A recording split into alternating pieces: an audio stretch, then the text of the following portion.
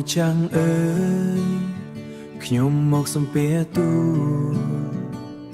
បេះដូងខ្ញុំសូមថ្វាយទូលជាអំណោយទោះមានព្យុះភ្លៀងឬទុក្ខលំបាកណាខ្ញុំនឹងដើរតាមព្រះអង្គមិនភ័យខ្លាចឡើយ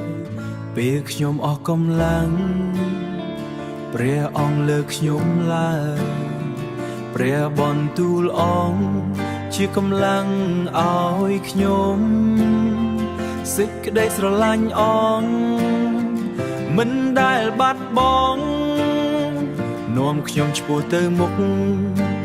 ដោយជំនឿមាំមួនព្រះអង្គជាពន្លឺ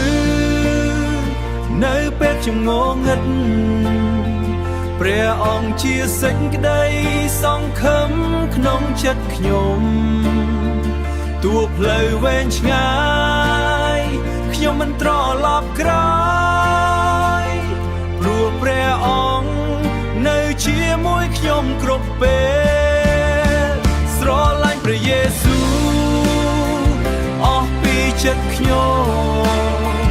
ព្រះអង្គជាពន្លឺនៅក្នុងជីវិតខ្ញុំនាំផ្លូវខ្ញុំទៅកា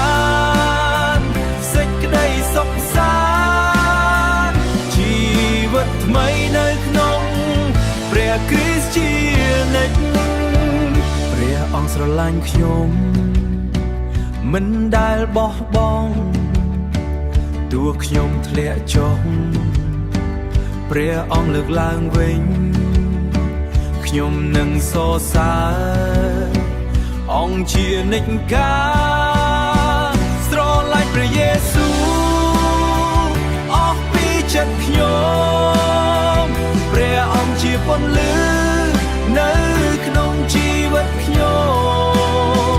នាំផ្លូវខ្ញុំទៅកាន់សេចក្តីសុខសាន្តជីវិតថ្មីនៅក្នុងព្រះគ្រីស្ទជានិច្ចជីវិតខ្ញុំទាំងមូលថ្វាយដល់ព្រះអង្គ